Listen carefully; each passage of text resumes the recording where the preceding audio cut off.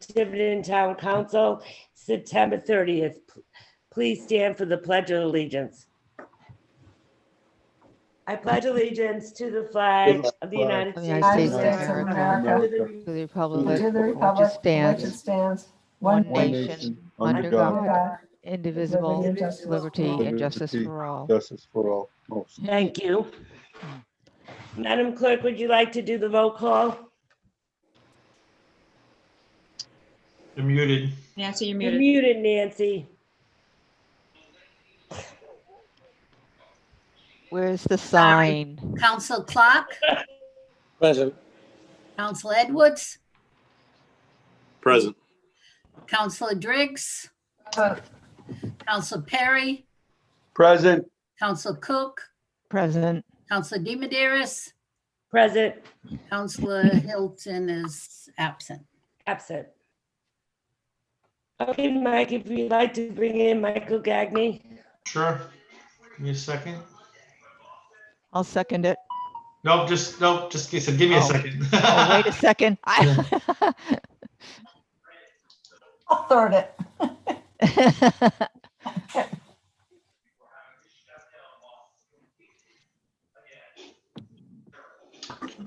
think he's there. Hello, Mr. Gagnon. Hello. So, thank you, Right here. Council Vice President. Thank you. He's now in the meeting as a panelist, and it is being recorded. Mr. Gagney, I'm Denise DiMederos. I'm Vice President of the Town Council. Unfortunately, our president had an emergency very recently, so she's unable to attend. With us tonight, we have Stephen Clark, Nancy Driggs, John Edwards, Joe Perry, and Donna Cook. They're all members of the Town Council. I was present at your interview at the Personnel Board, and I'm Me glad too. to see you here tonight. Would you like to tell us a little bit about yourself? Well, I've been involved in town government. Can everybody hear me good? Yes. Okay. I've been involved in town government for 39 years. I basically graduated from UMass Dartmouth, better known as SMU, back in the late 70s, and came to work as an environmental affairs coordinator for 5 years in Dartmouth. And then in 1986, I took over as executive secretary. And then in 1990, by a special act of the legislature, I took over the job of executive administrator and served as chief administrative and chief financial officer from 1986 until 2009. In 2009, I left my employment with the town of Dartmouth and went to work for the town of Mattapoisett, and I've been there for 11 years as chief administrative officer and chief financial officer. So I got a lot of years in local government management. Thank you. Now, I noticed all of your experiences in Massachusetts. Do you think it will be a difficult transition coming to Rhode Island and learning our state laws and the way we do things? I don't believe it Did will you hear be. me? I feel that, the laws, the way the general laws of the state of Rhode Island are set up, there's a lot of similarity. The issue of your budgeting process is a little bit different than what I've been doing with town meetings. Yeah, it's different than most people. But I think the transition would be fairly seamless. Thank you. Okay, Anyone have any questions? John? I do. Okay, Donna? So I think just so it's fair, if Madam Vice President, if you just go through the roll and let everyone ask a question when they go through, so and then they can go back for the second round if you want. Yeah, the problem is that everybody's switching orders, so, okay. So go ahead, Donna. Okay. I was just wondering, Mr. Gagney, I did hear your first interview, and it's quite extensive municipal experience. It's looks like you have won quite a few awards. Also, I looked it up. I wasn't sure what the Kellogg Foundation was, and I might be wrong, but it looks like it teaches and specializes in how to run governments or degrees in government. Is that correct? It is. That was a very exciting program. We met once a month and we met throughout New England. We'd spend a whole Saturday going over issues of local governance and ways to improve our communications and our skill sets in finance. I would highly recommend it to anyone. That was definitely well worth the time and the commitment for 1 year. And it said only 5 people. Was it very, is it difficult to get one of those scholarships? Was it full scholarship for that, or did anyone, a lot of That people was apply? quite a long time ago. I don't know what it is more recently. I did have to go through a series of interviews, and then they made their selection after interviewing the candidates who would apply for it. Okay, my other question, I just have a few. Is that okay, Denise? All right.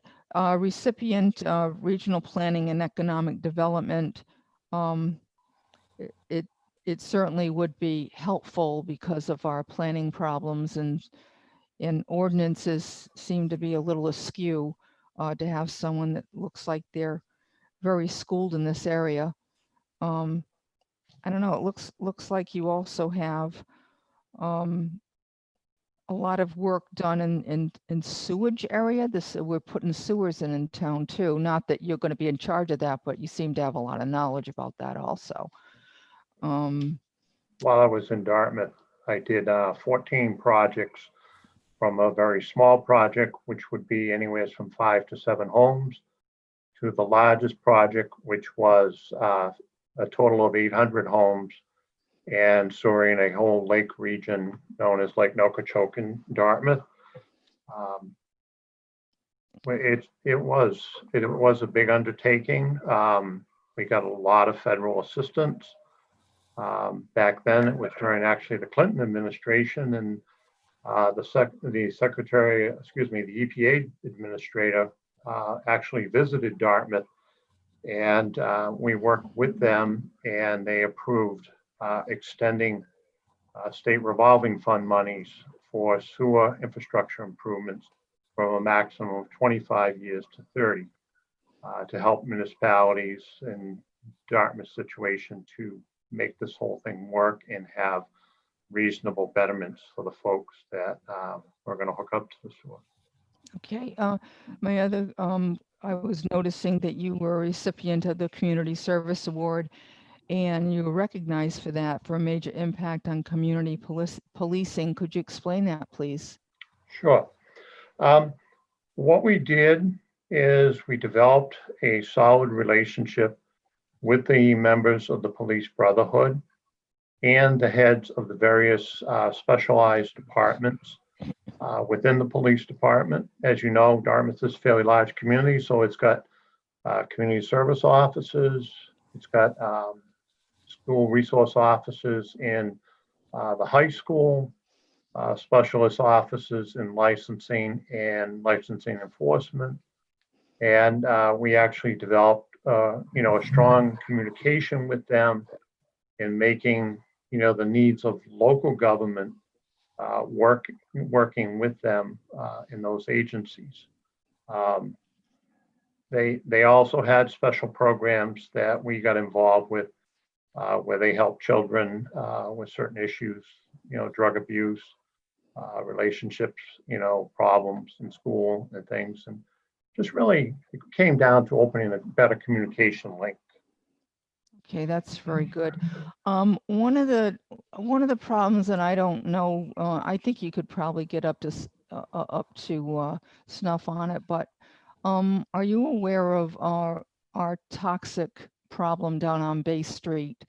that the remediation and toxic waste from, oh God, maybe 100 years ago was used as a dumping site from some of the work, some of the mills.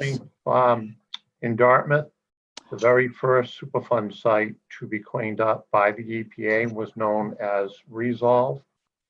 I was the town's liaison to the EPA. And back in the early days on these site cleanups, the Corps of Engineers actually had engineers on site and, managing the engineering aspect of the cleanup. That project was an old solvent recovery facility. It had PCBs and spent solvent sludges. That project was a $70 million project to clean up. It was the first in Massachusetts to go through the process.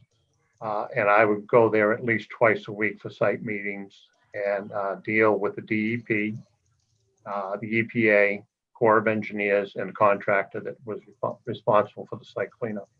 That was a great experience. I keep that one in my mind as I learned an awful lot and again, communicated well with them. We've got the site today. It's now a solar farm. It's completely cleaned up. The property's been transferred back and it's now a solar farm and on the tax rolls in Dartmouth. May I ask another question? I don't want to take up all the time. I just did a lot of Donna, homework today. one more, in case somebody else would like to ask. Okay. I'll come back. I'll give other people a chance. That'd be fine. Are you sure? Okay. Well, Go ahead, Donna. thank you. I guess one of my key interest is for this town to try to hold down expenses, and we all try to do it. We're always, overtime, and overtime's a problem in some areas. And it looks like the key for me is all your experience in negotiations with police, DPW, town hall employees would just ask me. DPW is Teamsters, and the police, they have their Brotherhood of Police. And that looks like a very strong area for you. Did you have any new ideas that came forward, or how to keep expenses down, or is it different in Massachusetts with benefits, or any way to go about overtime, or how you take care of these problems? I did take a quick look. I shouldn't say quick because they were rather long documents, but I did look at your collective bargaining agreements, and they're very detailed. They seem to cover even the minutest detail far greater than I've seen in CBAs in Massachusetts. In the issue of controlling expenses and expenditures, we are in a critical mass situation right now. Before I came on this evening, I looked at the first quarter report in Massachusetts on revenues. And this is something that we're going to have to deal with immediately. And that is the issue that they're off 20% right off in the first quarter. I looked at Barron's rankings for Rhode Island cities and towns and the state of Rhode Island. And the state of Rhode Island had some problems even before the pandemic with revenues and availability of revenues. And they are in a serious situation based upon Barron's, the ability to sort of come out of this situation, and that there is not federal assistance, or there's minimal federal assistance. We're going to be in a dire situation for fiscal 22. I got to tell you, every single administrator I have met with all say that fiscal 22 is going to be the hardest year. And it's, to be characterized already as a recession period. I would say whoever you pick for the position of your town administrator, you should immediately meet with your department heads. You should have them prioritize all of their salaries and expenses And they should be ready to recommend to the town administrator and your budget committee where they would cut, because it's not a matter if there is going to be a cut, it's just a matter of what the degree of the cut's going to be. And the sooner you get onto this, the better. And the other thing that I would recommend in one of the communities that I'm working with is ask your treasurer, your collector, and your accountant to do a look back on your first quarter receipts for fiscal 21 to snapshot it to fiscal 20 first quarter. That'll give you a heads up very early on if you got a problem with the present budget and that your receipts are not coming in where you projected them and based your expenditures on. So there's immediately some finance work that needs to be done, and whoever you hire, make that the top priority. Thank you. Okay, Denise. Thank you, I cede the floor. Nancy, any questions? Me? Yes. Did you say Nancy? Yes, I did. Yes, Nancy. Nice to meet you, Mr. Gagné. I also did listen to your interview with the Personnel Board, and I frankly was very impressed with your background. I sort of went through my own little checklist of everybody I talked to. I made my little schedule of what the charter demands of the town administrator and the kind of experience, and then check if you had it. And frankly, you you satisfied every check in terms of our charter, and very, very extensively, like negotiating for 30 years with police and DPW, and a lot of grant funds that you've written. So I have no doubt that you have the background to satisfy everything that and more that we would be looking for.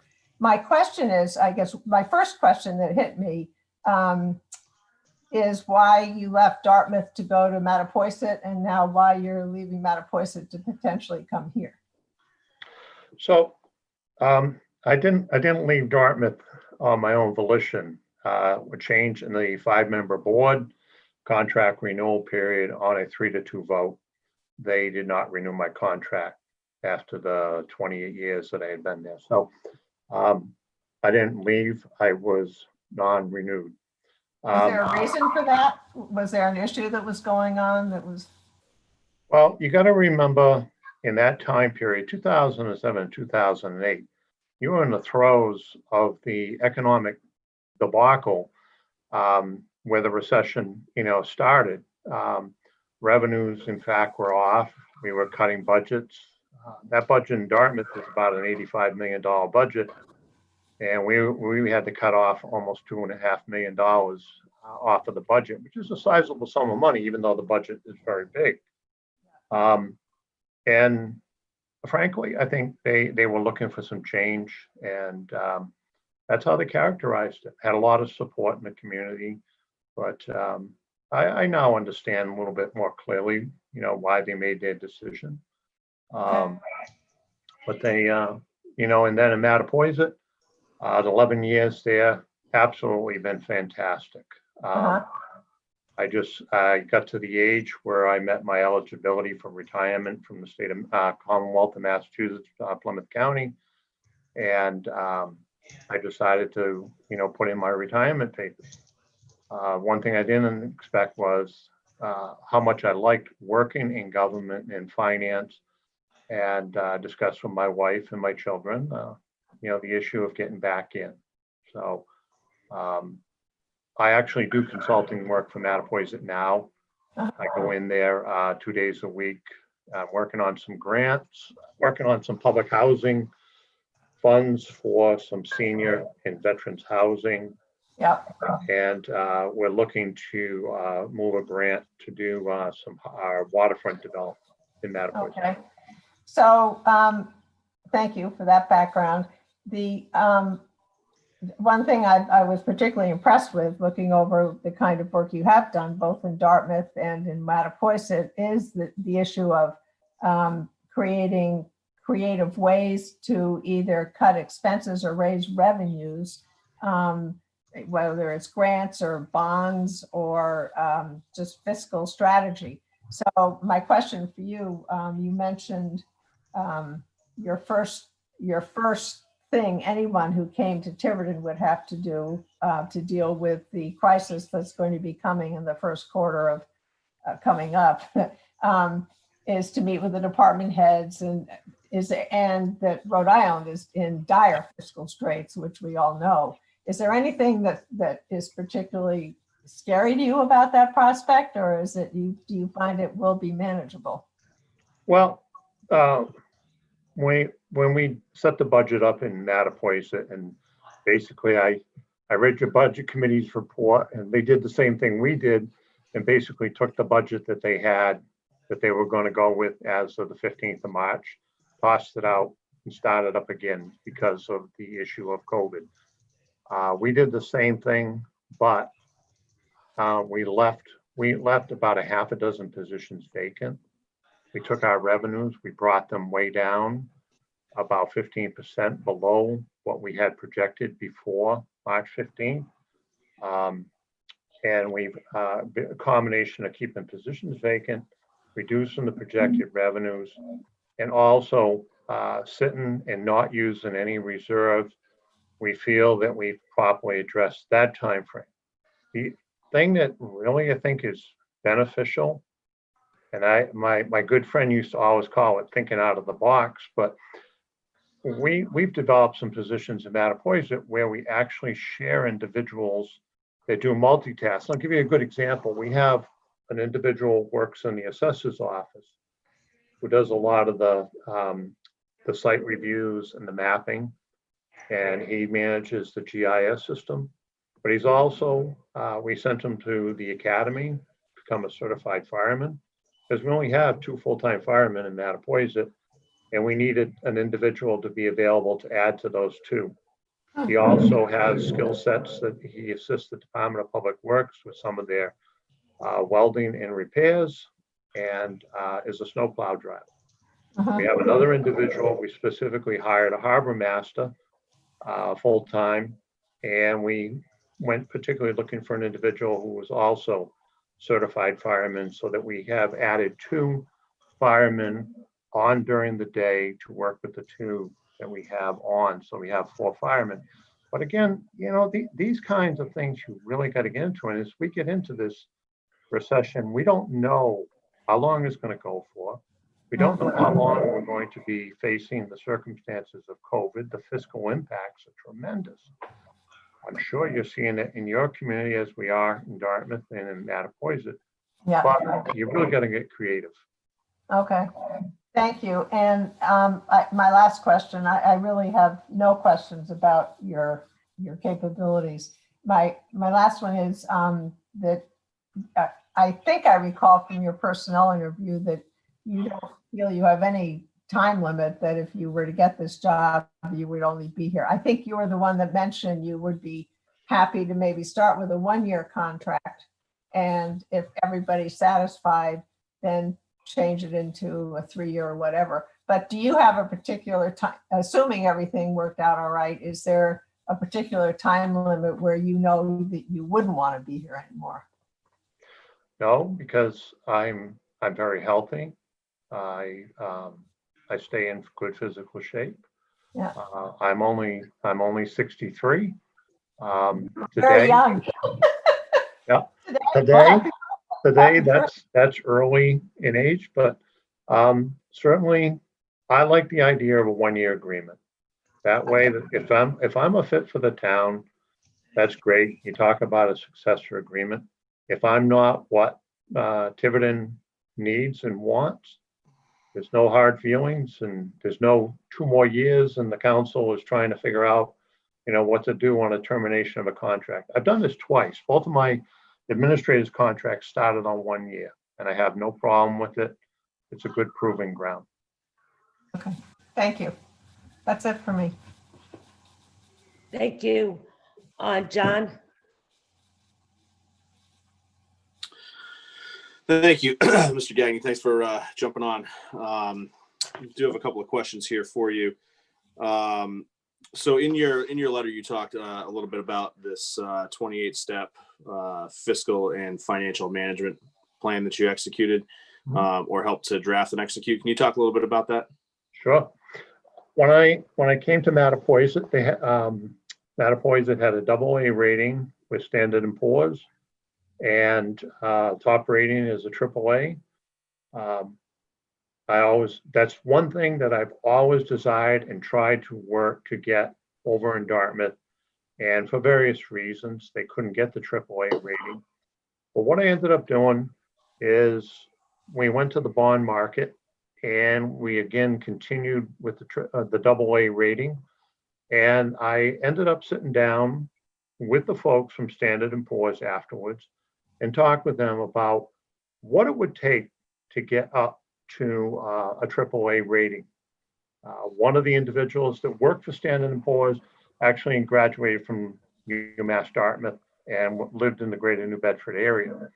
I then also sat down with a longtime municipal bond professional from Unibank who had a lot of experience in her ability in working with cities and towns to increase their bond rating.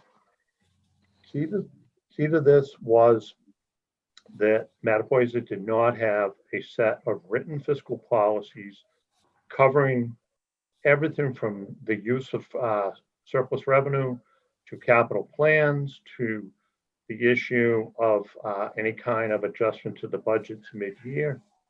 And with the great help of those folks, we wrote a set of policies, is maybe about 10 pages, and ran them by both of them.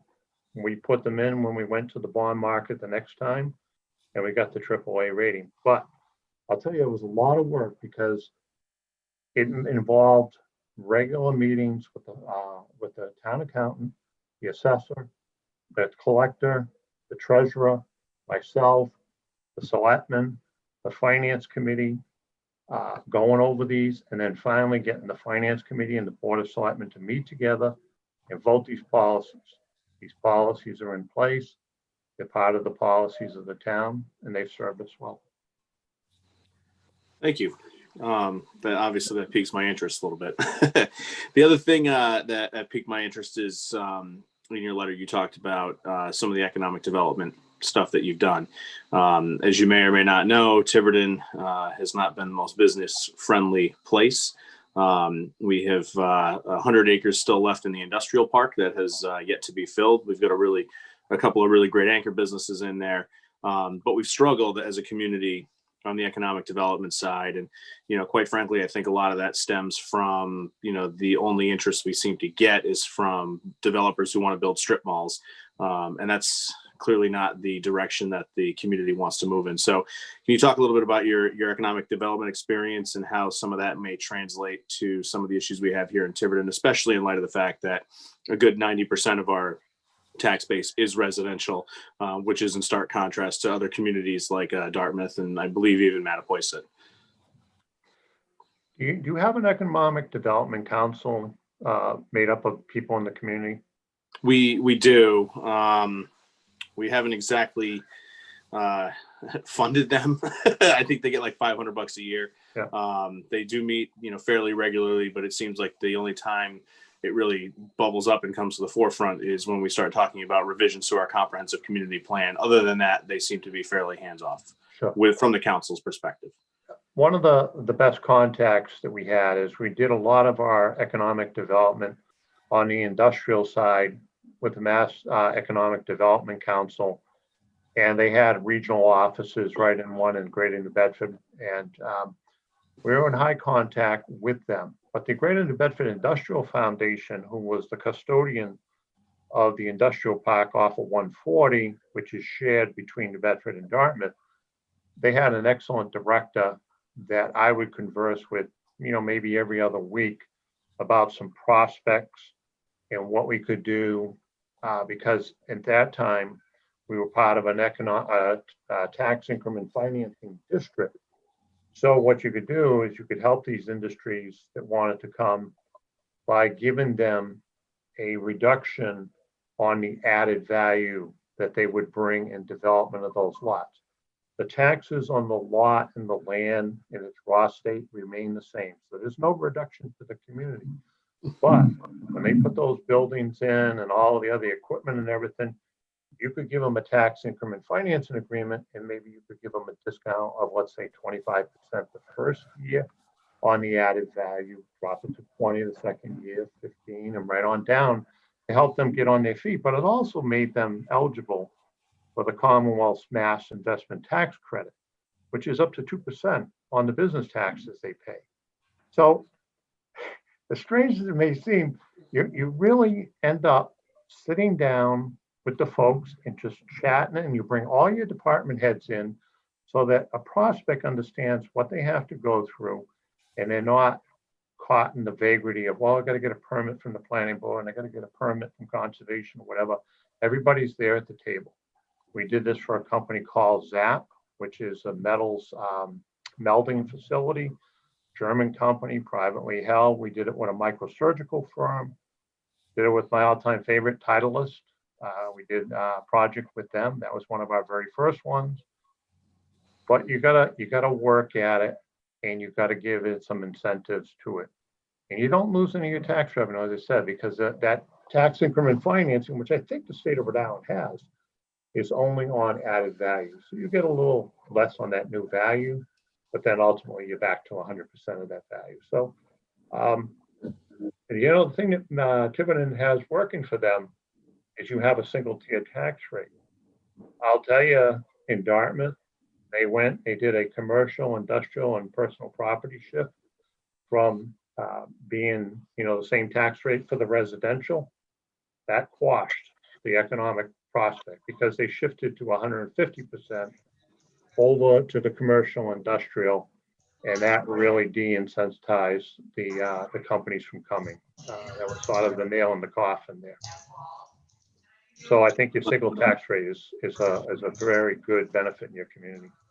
Thank you. Yeah, personally, I think we should have one split rate, but it should be targeting other municipalities. But that's a whole separate discussion. And, I think we should be taxing Newport for their possession of Nonquit Pond, but that's neither here nor there. One more question for you. Obviously, in a small town, we tend to have big personalities who get involved in local politics, and there is always the potential for conflict, not just among the local elected officials, but also among your direct reports. Can you talk a little bit about how you handle conflicts when they arise, and how how your management style would come into play here? When those conflicts arise, I ask individuals to come into my office. We close the door, and I want to hear what their perspective is on the issue. I share with them my perspective on it. We see if there is some middle ground that can be. I think we lost him. Damn, that was a good question too. What happened? Let's see. Genie popped up and then he froze. Okay. Oh, I'm sorry. We heard, Mike, I don't know if you're still there, but we heard from you'll close the door, and then that was where you froze. All right. So what I do is I sit with them. I hear what they have to say about it. It's not something that we air out in the open and where everybody hears it, and you can sit down and you can work out these issues, and sometimes it can't be, and you have to just take a firm position and say this is the way it has to be. But talking about it first makes a lot of sense. Thank you. And one word of warning: we sometimes have activist local journalists who like to follow members of our departments around and create strife that way as well. So just so you have eyes wide open into some of the issues small towns bring. Sure. I'll yield my time back. Thank you. Steve?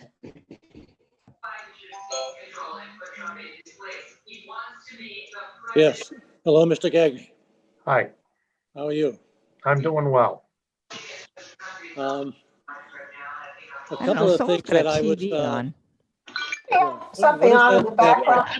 Something's on. Gonna Somebody's- say that. Does anyone have a TV on? Could be me. I'll try to be. I'm sorry. It's in the other room. I'll shut it off. right, Mike, thank you. I am here, I am here. Okay, a couple of things that I wanted to ask you about have already been touched upon, but let me ask you a couple of things that might be a little repetitive. But you were talking about your transition from Dartmouth to Mattapoisett. I didn't recall what you said. Are you still the town administrator with Mattapoisett? No, in March 17th, the new town administrator started and has been on the job since the first day. We closed things down because of COVID, and I've been providing consulting services to them. Okay, thank you. You have a very impressive resume, some very impressive accomplishments. Why Tiverton? To me, it's almost looks like a step backwards, and that always causes a little concern. Steve, Sorry. It's a smaller town, smaller population. You know, you're jumping across the border. I'm just, why?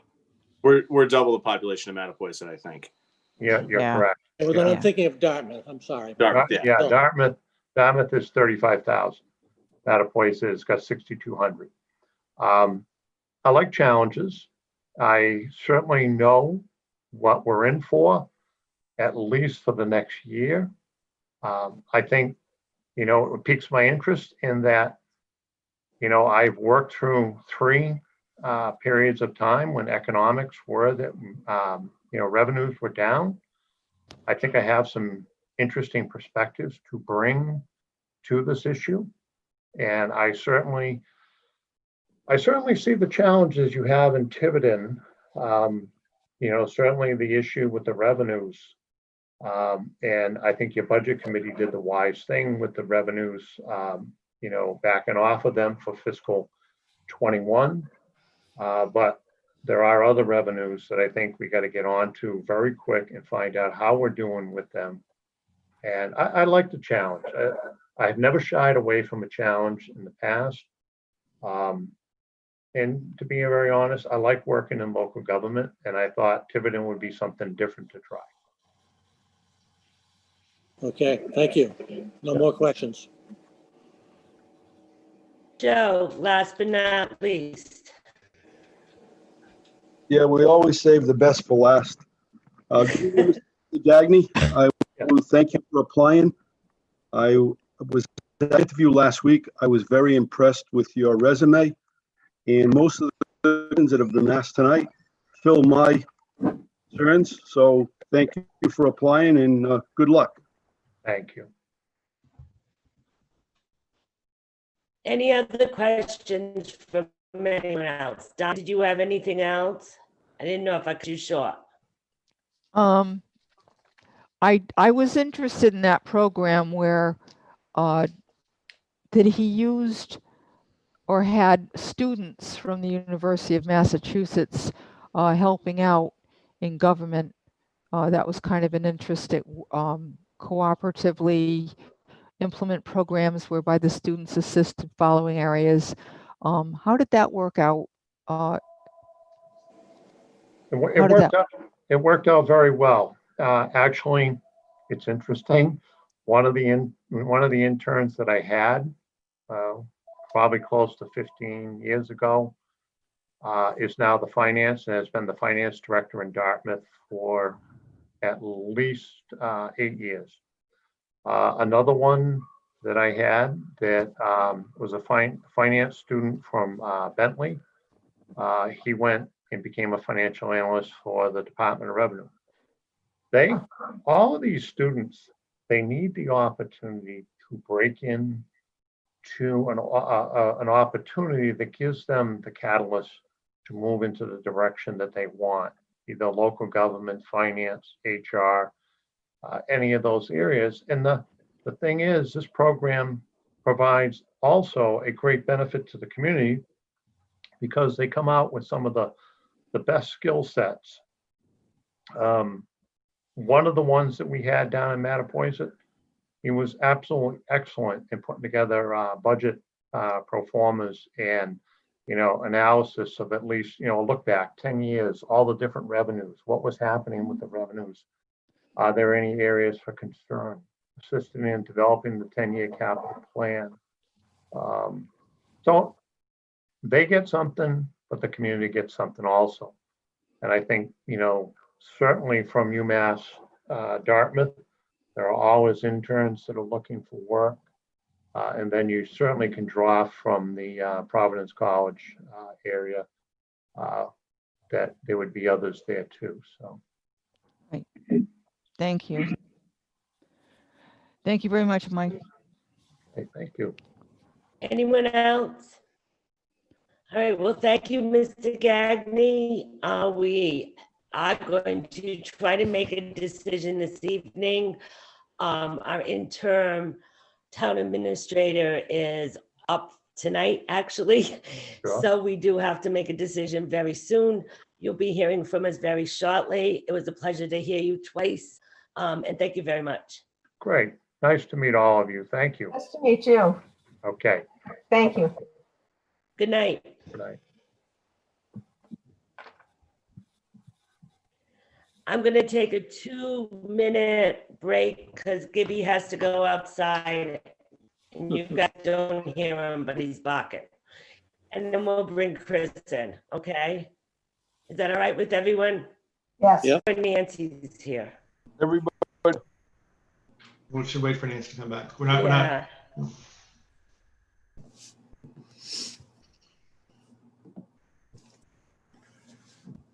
Donna, are you here? I am. Okay, it's hard to tell. I know. I'm not paying for camera. Yeah, I and know, I stuff. don't blame you. Hopefully, we won't have to do this forever. Yeah, that was another thing. Yeah, okay. Anyway.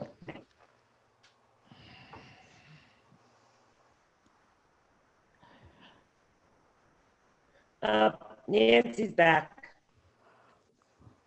All right, Chris. Thank you for coming. Thank you for applying.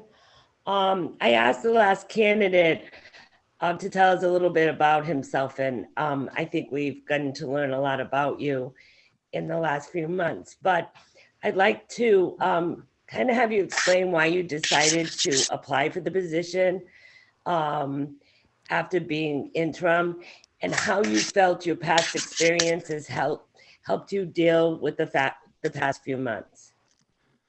So I obviously I took the interim position. A number of you council members had contacted me and asked me if I would consider it. And while I was well retired and enjoying life a little bit after a long career with the Attorney General's office and some other state service, I came in here and there was a lot to do. This town had been faced with a lot of issues that needed to be resolved, and you actually have a very good team here in town, and they've been a pleasure to work with. They've been very, very receptive to some of the things that we needed to get done.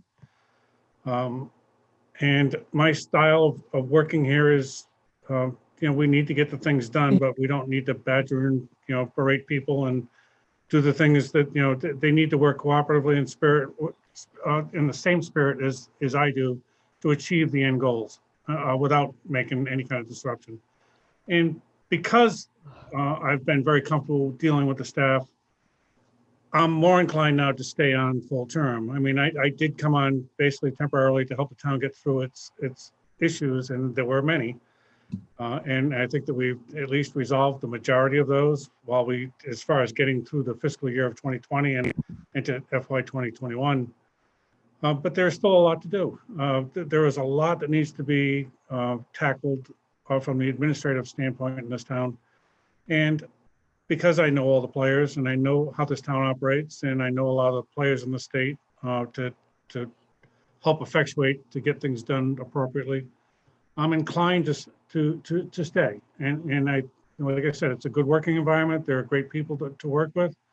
And I think the town council has been very receptive to trying to resolve some of the issues that need to be resolved. And I think that you've been, all of you, I know sometimes you disagree, but you've at least been proactively trying to encourage the town to move in a forward position to do what's right by the taxpayers. So with that, I'm more encouraged to stay on permanently. As far as, I don't know if you know much, I don't know how many of you attended the personnel board interviews. I have a long breadth history of accounting and finance.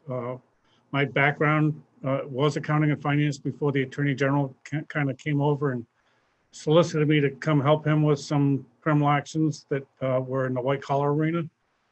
And I was supposed to be, it was a 6-week temporary assignment that turned into 28 years. It was a phenomenal job. It was, again, another great working environment, very good people to work with, and a great mission. So as you can see from my resume, I'm a very stable, steady guy. I don't jump around to different jobs. I like to try to work with the people that I'm acclimated with and try to move whatever it is that we need to do in a forward position for the benefit of whatever that mission really is. And one of my other pet projects that I've been associated with, which I didn't speak at the personnel board, was I am currently the chairman of the board to the National White Collar Crime Center. We have 65 employees, full-time employees, and about 30 to 35 adjunct trainers from around the country. We have a sole mission of providing training to state and local law enforcement for free, which means that my board has to do its deliberative process to generate the funding to keep that agency afloat and to progress forward in that, with our competition.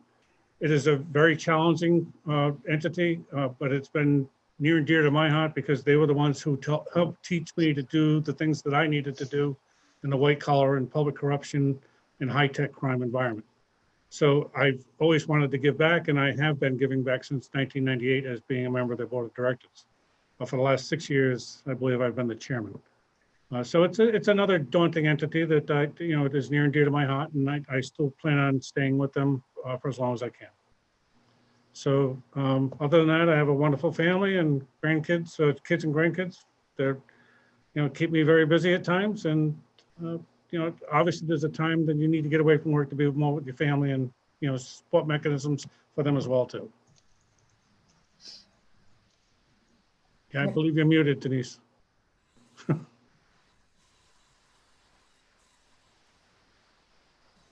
It's hard to mute, Denise. Well, I mute because, don't be smart, Nancy. I mute because I don't want you to hear the static. I know. Chris, what do you see as Tiverton's biggest in the next few months or year? So in the next few months, the biggest challenge is dealing with the town's landfill, and the ability to keep it open, and coming up with an appropriate plan of action to move forward after its final closure, which means, whatever we do for a recycling center and how do we deal with, the municipal trash around town. It's our primary issue right now is to work with that. I've been working with the DPW, with the Department of Environmental Management, and with our engineers to do that. We are progressing. We did hear some, very good news this week about moving forward. It's not confirmed yet. It still has to go up to the director's office. So we are working towards doing what the council had set out to do as we were going through our financial issues early in June, July, and August.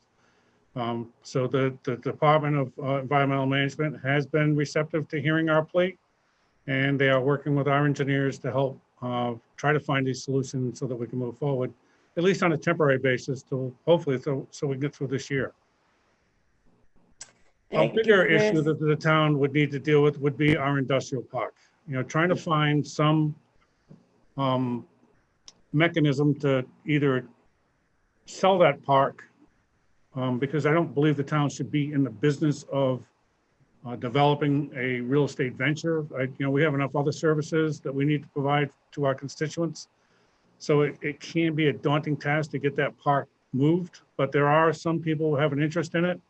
So the town council, along with the planning board, really needs to come up with a very cohesive plan on what it is that we should do and how we should do that before we start expending funds needlessly in an area that we probably shouldn't be doing. Thank you, Chris. Donna?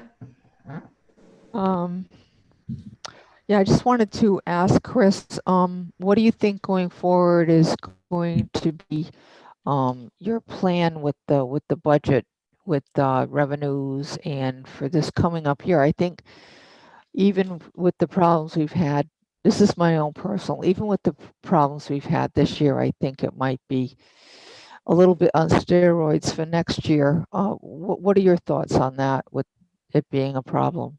So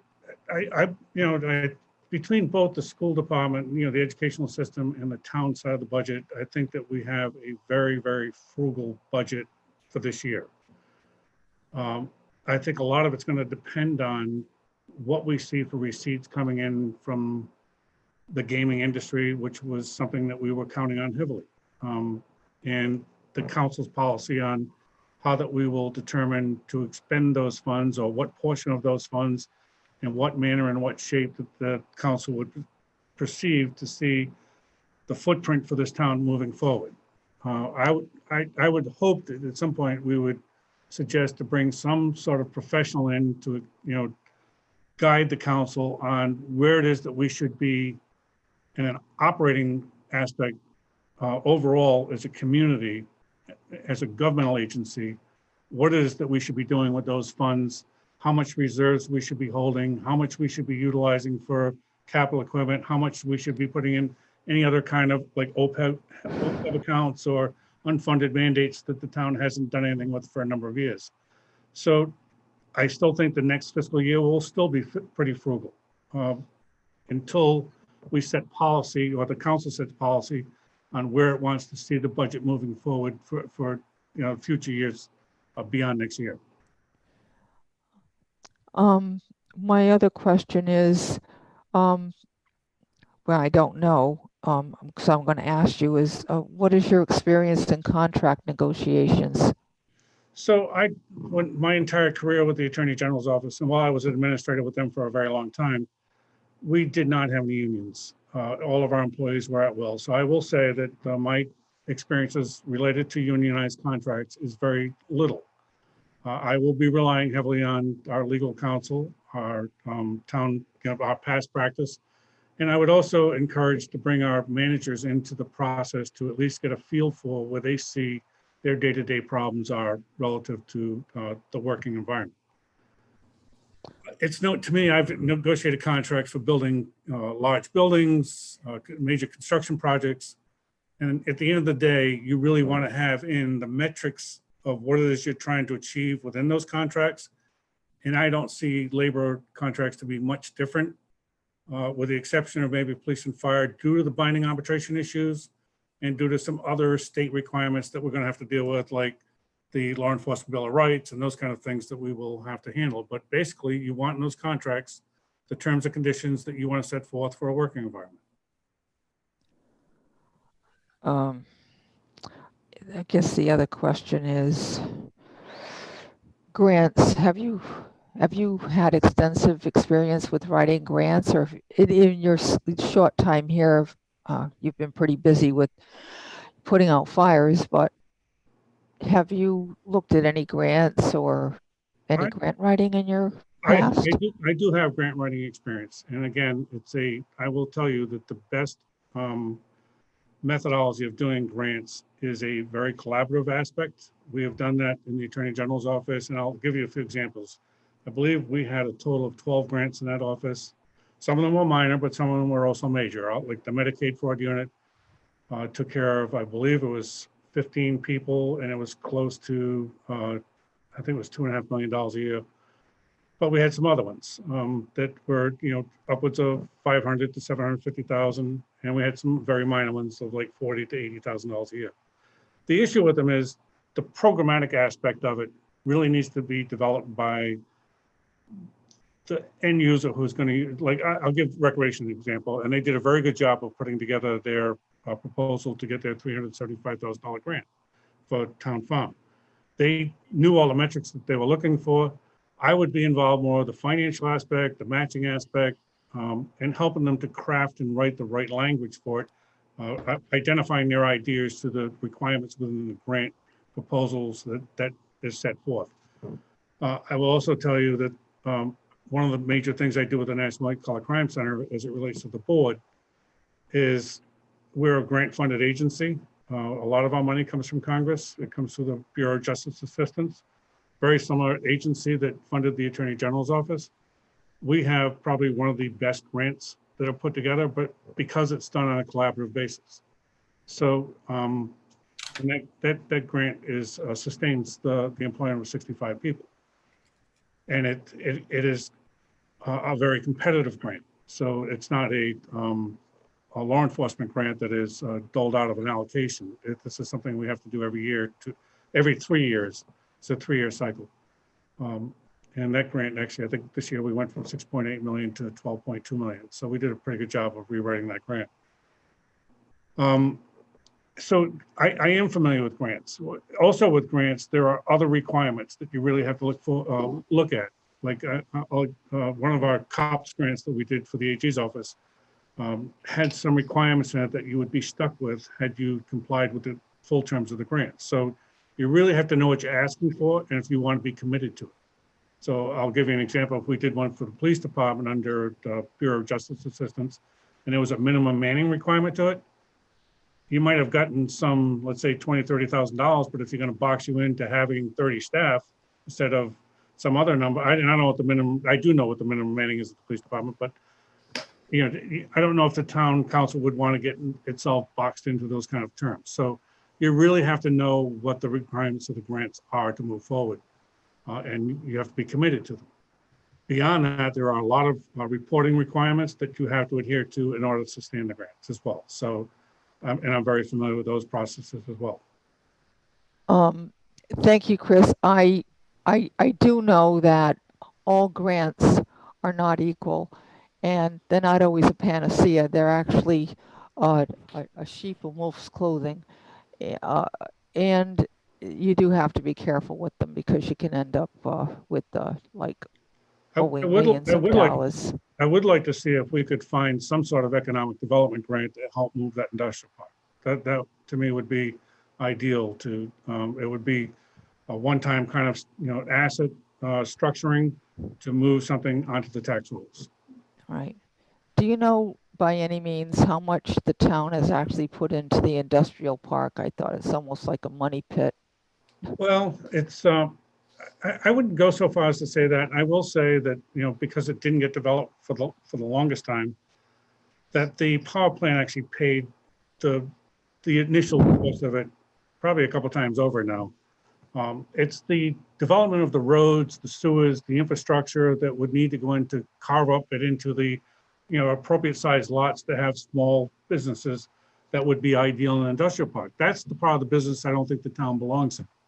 It would be ideal to find some developer who would do that. And, if the town would be willing to sell it, and I don't know what the cost would be to sell it or the price of the acquisition, but anything to get that property on the tax rolls under somebody else's development skills that would need to be obviously going through the planning and zoning as well to make sure it's done appropriately and to conform with our comprehensive plan. My final question is that you were retired, enjoying your retirement, and I thank you for coming to be the interim. How's that? I don't know if I even have the right to ask this, but I'm just wondering how, if you were retired, did you want to go back to retirement? It looks like you aren't, but I don't know what your plans were, but what's your, how long would you want to stay? I mean, you want to spend time with your grandchildren, and I'm not even going to hit how your wife feels. I'm not getting into that. Well, I'll be honest with you. I retired a couple of years before my wife did, but I will tell you the first year of my retirement, I spent a year reconstructing the house that we owned in Tiverton. And I did it as like the general contractor would. So it was a full-time job for just over a year. It was about 14 months to go through that house appropriately to market it. And it was something that needed to be done. And the next year, I started to enjoy life a little bit. I started to do some things around our house in Little Compton. But I will tell you, after a while, I did start to get bored. And I, as you can see from my resume, I'm a very active individual. And I don't have, it's not like I wanted to retire because I was done dealing with public officials. I mean, I served 5 attorneys generals, and they're all great, don't get me wrong, but they all serve at, all the employees serve at the pleasure of an attorney general. So there is some significant changes that take place when you have a new attorney general coming on. And I did not want to have to go through that one more time. It's daunting on the staff. There's a lot of turmoil. And I've always had the methodology or the perseverance to say, put your head down, do your job, and you should never have to worry about it. But inevitably, there's somebody who's going to lose their job through no fault of their own. And it is a very, very difficult time. I was also at the point where the state had, for the last 6 years of my tenure, my pension had been whacked by the state government so many times that I had the feeling that I was going to wind up having to pay my own pension by the time I retired. So I really, at that point, was kind of frustrated with the way the state operated. But I also got very bored when I was home, so I was looking for something to do. And when this, came up, while I knew it was going to be a challenge because of the issues, although I didn't know all the issues when it came on, it has reinvigorated me to stay active and work through the things that I'm comfortable doing, administering functionalities for a governmental agency. All right, thank you, Chris. You're welcome. Thank you, Donna. Nancy? Chris, thank you. And thank you also for coming on. I remember we were at just starting budget process when the COVID hit and we needed an administrator. So thank you for stepping up. You're welcome.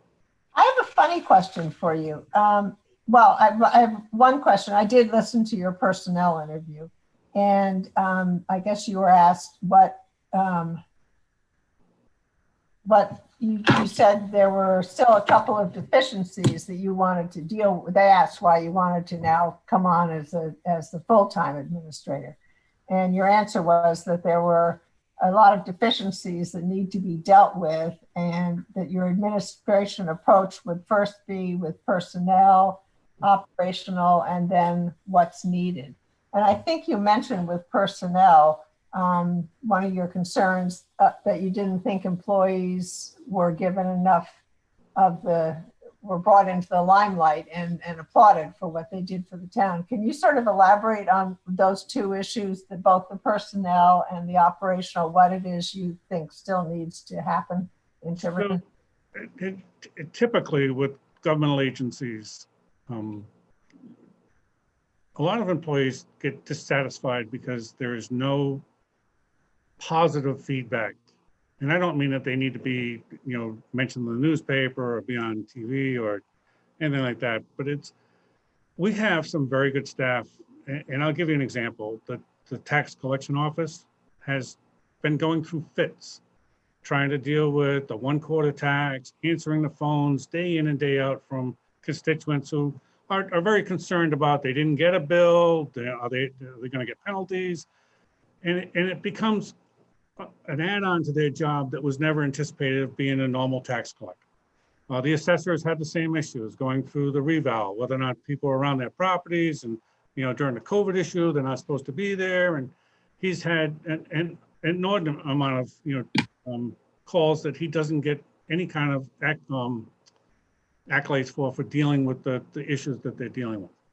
The public works team is out there day in and day out dealing with the public.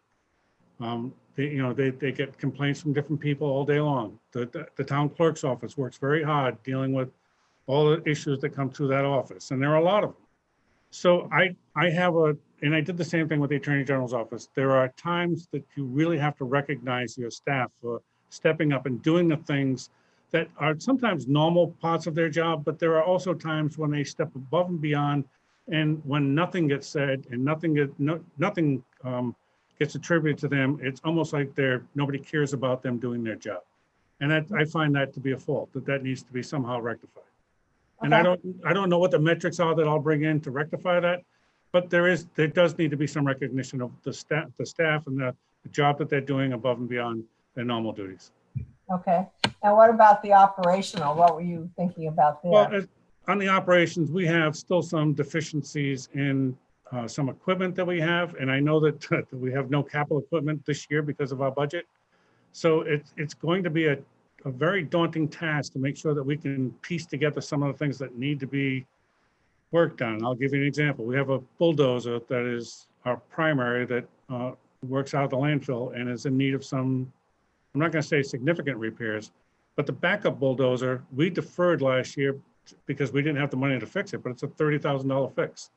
Yeah. So we're going to have to, you know, if we're going to continue running this landfill, we can't operate on a shoestring with a bulldozer that needs work and don't have a backup for it.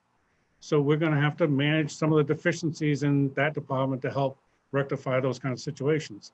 Yeah. Yeah, I think there are things that people just didn't think of or recognize, but when you run a town, there are a lot of things, a lot of moving parts to keep it moving properly. Yeah. Otherwise, people don't get their services. Okay.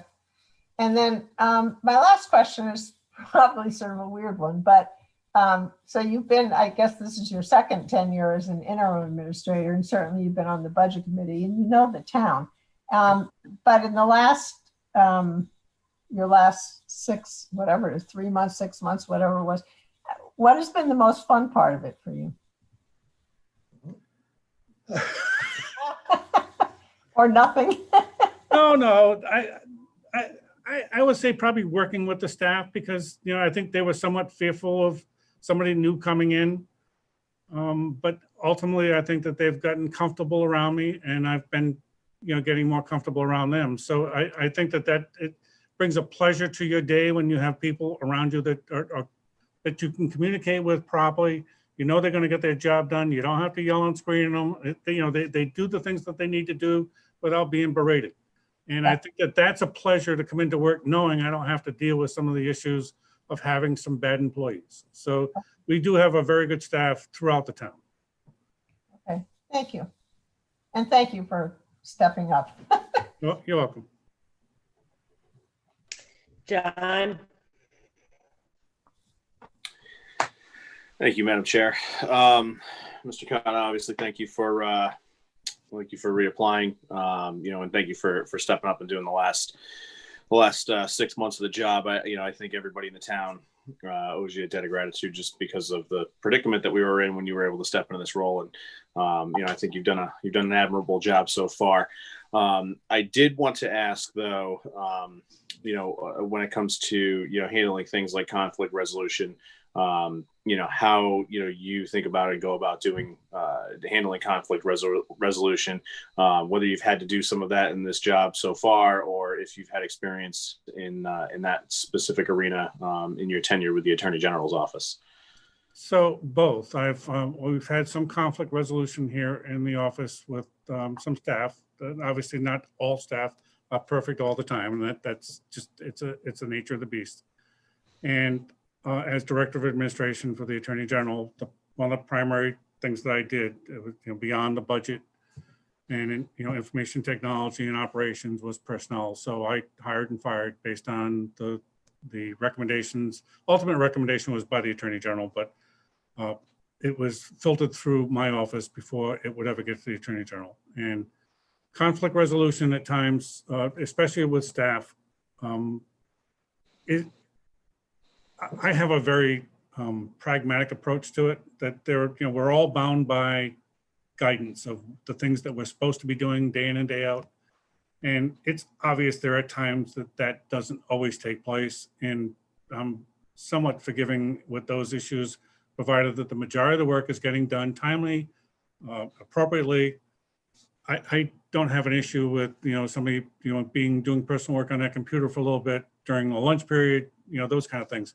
But when somebody takes the time away from the community and the services they're supposed to be providing on a day in and day out basis, and it affects the ultimate output to the constituents, it's time to resolve that conflict. And the methodology of doing that is being able to fully document the process. And whether it's we go through a process of a verbal, you know, or a written or a full out termination, you still have to be, at the end of the day, stand on the ground firm with the action that you took, and without being egregious, without being overbearing, but still providing some sense of normalcy to how an expectation would be for that conflict to be resolved. So putting out forth, and I've talked to the directors about making sure that they inform their staff periodically about the things that they're expected to do, and that there are consequences to things. Not that I'm trying to be overbearing, but they need to understand what the process is. So when we get to various steps in that process, they know full well that there was that process in place. And then the rest of it is just pragmatically going through it and doing what you think is appropriate. And I do run, especially because there are unionized issues here in this town, I do run most of it through our labor council when it's needed. So there is a process for that. Thank you. The only other question I have, I think some of the other counselors have brought up some great questions so far, but the final question I had was in relation to how you see yourself being able to move the town forward in conjunction with all of the various state agencies. Obviously, having been at the Attorney General's office for as long as you are, I'm sure you've developed over the years relationships with state delegation and members of other departments. And do you think that that's an area of strength for you to be able to help the town achieve some of its objectives? It is. I do have a very firm grasp of how things work upstate is how we would determine here, but there is a legislative process. There are things on how we would get particular actions done on behalf of a single action for this community. But by and large, the lion's share of things that are going to happen on behalf of this community happen through a collaborative, again, another collaborative effort with the League of Cities and Towns, which has been phenomenal to work with. But sometimes you have some one-offs that you really need your own aspect to guide your way through the legislature and through the governor's staff. But also knowing the people at the various departments, whether it's RIDOT, whether it's DEM, whether it's the Department of Health. There are times that you need to call them individually to try to figure out a way to resolve an issue on behalf of one of your local constituents. It may not just be a particular town issue. It may adjunctly be associated with it, but it may not be the town's full issue. But trying to find resolution on behalf of your constituents, your commerce, and those types of entities, sometimes it's good knowing the processes on how to get those things resolved, and the people. I have a good relationship with most of the state agencies and some of the important people to move things through those agencies. Not that always gets us where we need to be, but at least we're moving in the right direction. Madam Chair, thank you, Mr. Cotta, and Madam Chair, I'll yield back my time. Steve. Yes. Chris, I also would like to thank you for stepping up and helping us out over these last 6 difficult months. And I'm sure I speak for everybody on the council. I saw your interview the other day with the personnel board. It's been a lot of good questions and a lot of good answers. Okay. I had a question that Denise stole. It was very, very open-ended question about the biggest challenge, which led us to a discussion of the landfill and the industrial park, which I think you answered very well. So I do not have any other questions. And I thank you again for all of your help. you're more than welcome. I was glad to do it. Joe. Yeah, me again. Yeah, Chris, thank you for coming on board. And I seen your interview the other night, so I don't have any other questions to ask of you. So good luck and thank you for all your help. You're welcome. Chris, I do have one other, I guess it's a follow-up to Donna's question about your contract experience. I, for one, and I think we're all aware of, you have dealt with a lot of contracts during the last 6 months, maybe not the process of negotiating them, but you definitely have dealt with grievances. You've dealt with personnel issues.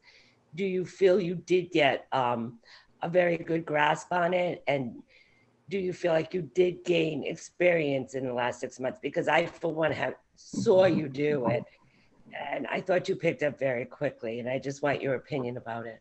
So there's a difference between negotiating a contract and actually implementing a contract. So the grievance process, while it's there and it's valid, and it has been exercised. I think right now we have 6 no, there's 2 unemployment issues and 4 grievances. And one we had a hearing on early in September. There's another one coming up in November. They are what they are, but the issue that, I don't have an issue with them. It's again, understanding what the terms are of the work environment, what the contract says, and what the grievance really says. So I've actually had grievances where I agreed with the grievance. So they actually made a very good point, and we resolved those.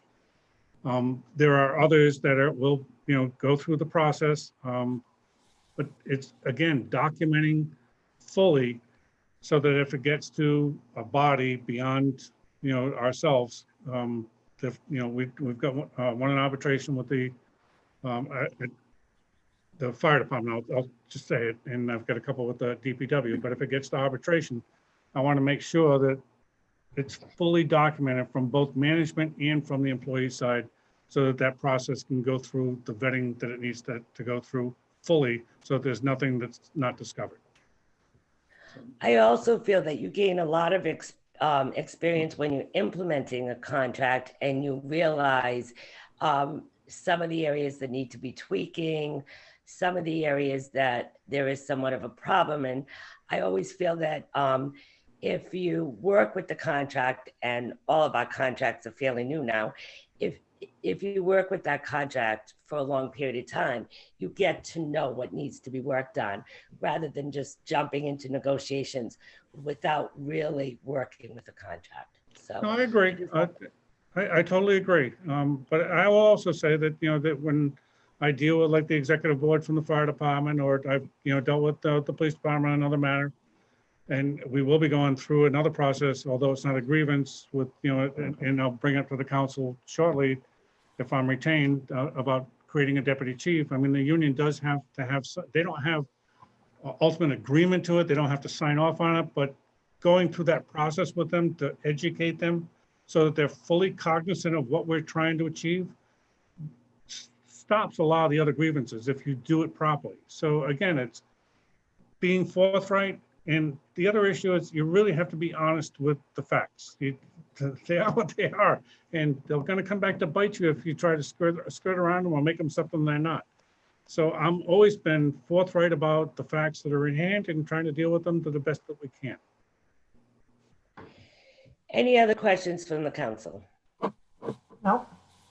All right, Chris. Well, thank you. As you know, we're hoping to make a decision this evening, and you'll be hearing from us. Okay, thank you. Thank you.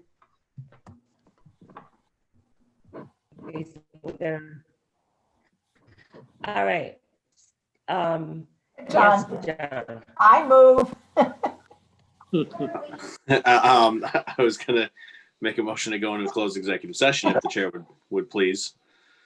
Yes, and like I said before, we don't have to do that, but if we'd like to have a discussion about each, we can do that. But Mike, our discussion is limited to certain things. Could you explain it? I wasn't fully prepared to run this meeting, so. So the discussion should just be limited to the interviews tonight, the qualifications, how you feel they're, what they did and whatnot, and, the qualifications and their experiences for the job, and how each person, feels who the best pick would be. We can't get into issues like salary or anything like that, because that will be decided at a later date once the person gets formally hired. So it's just really basically the job performance and their fitness for the job. And a character, of course. And by the way, just so you know, while we can come to some kind of consensus, the actual vote, because the open meeting source says discussion, the actual vote has to be in public as well. Correct. I ask one question, Madam Vice President. The notice that was sent out, does it indicate that there might be possible voting going on? Yes, well, the agenda says, Agenda went to them. the whole agenda went to them, so yes.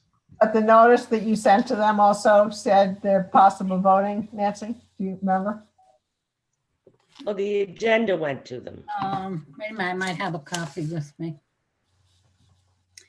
The notice went out saying that we may be discussing them in an executive session, their character or qualifications and whether they chose to have it in open session or not.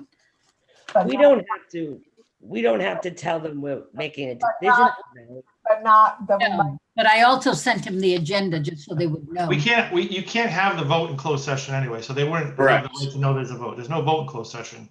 The vote's in open Right, session. they saw the agenda and I don't think we really need to notify them that we might make if they saw it, they know we might make a Correct. decision this evening. Correct. Madam Chair, John, I'd like to make a Yes. motion to go into closed executive session 4246(5)(a)(1), discussion of job performance, character, or physical or mental health of a person or persons, provided that such person or persons affected may require the discussion be held in open session. Notice given regarding the 2 town administrator candidates that we just interviewed. do I have a second? Second, This is a roll call vote. Donna, Yes. Nancy, yes. John, Yes. Steve, Yes. Joe. yes. Votes taken. There was a general discussion about the qualities of the candidates, and now the council is going back to open session. And the thing on the agenda is, if the council would like to do so, the council is free to vote for the appointment of the next town administrator, either by putting one name up and having people vote it, or having nominations up, depending how they want to do it. Like to, Don't we need seal of the minutes? That's what I was going to make the motion for. Motion to seal the minutes. Second, Oh, we already did that. Oh, we lost Denise. Hold on a second. You have to do it in open as well, Nancy. Nancy, I make them do it. I do it both. So there's no Okay. question. Thank you. So, Mike, we just lost Denise. Oh, I'll take over. Let's.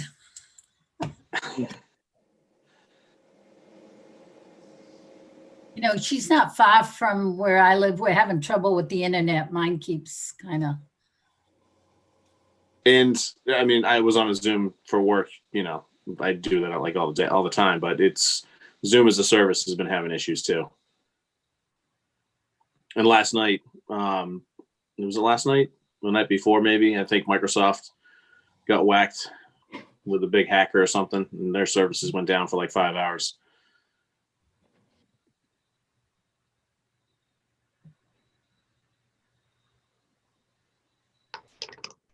She's left us. She's having connection issues. She's going to try to call in. Wonderful. We still have a quorum. Let's just vote.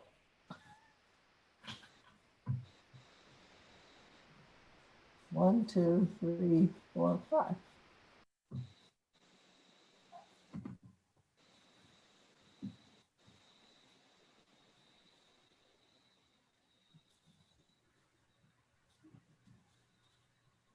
There she is. All right.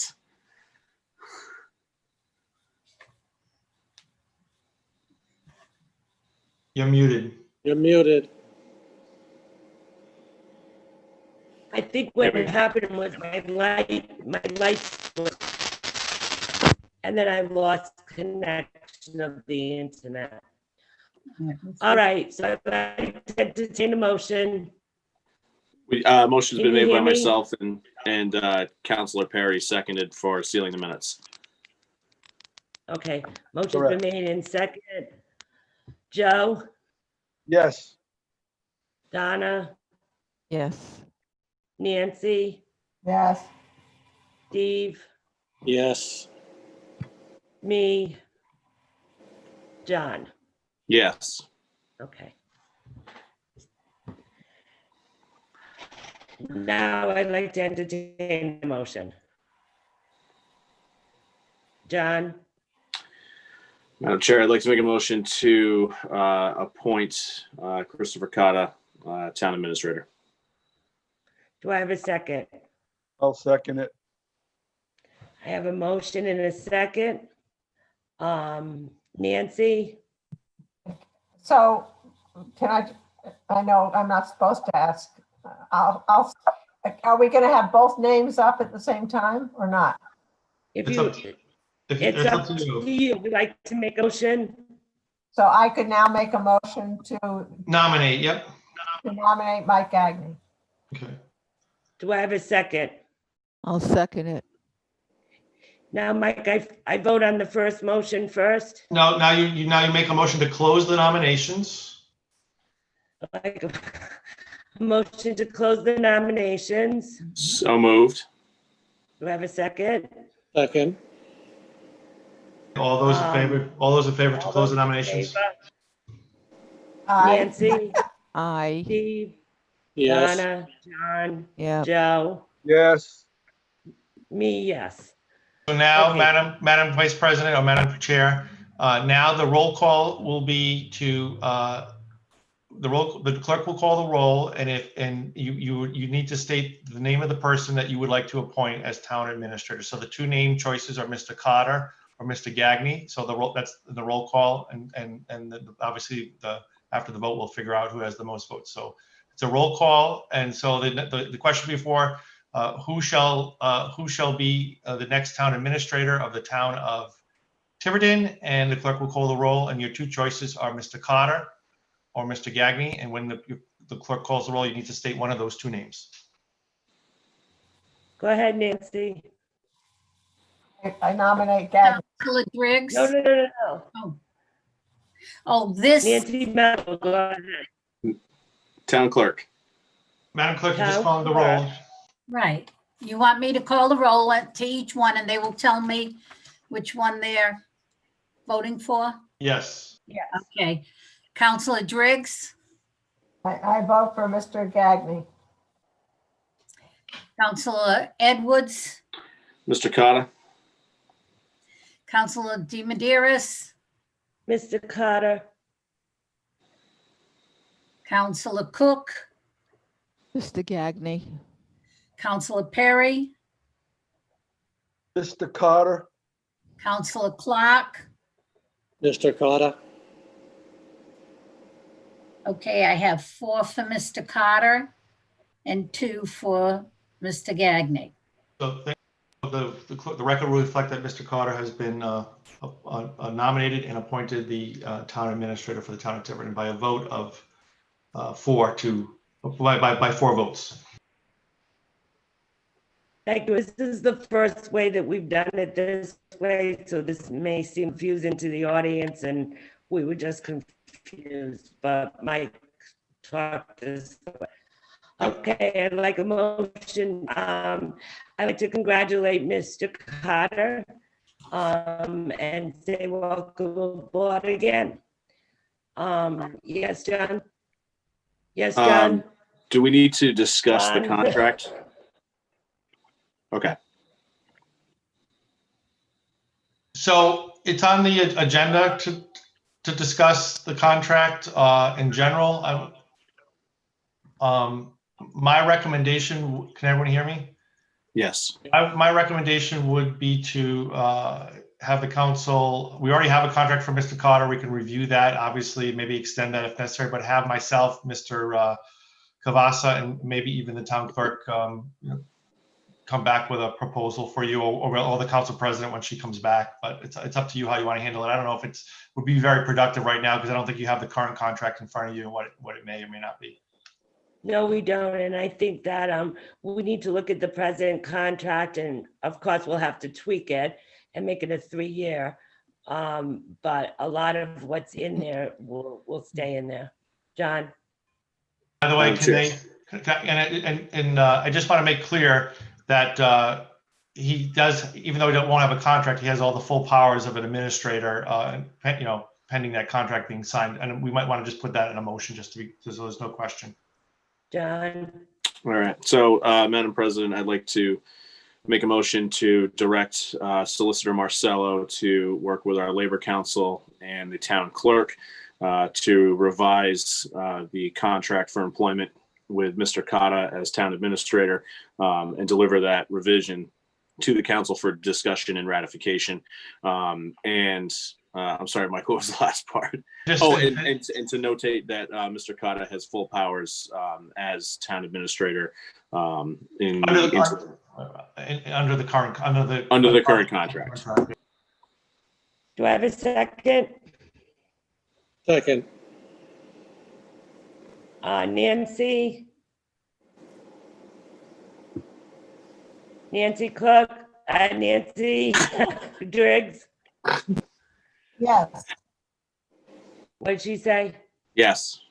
Okay. Donna, Yes. Joe, Yes. John, Yes.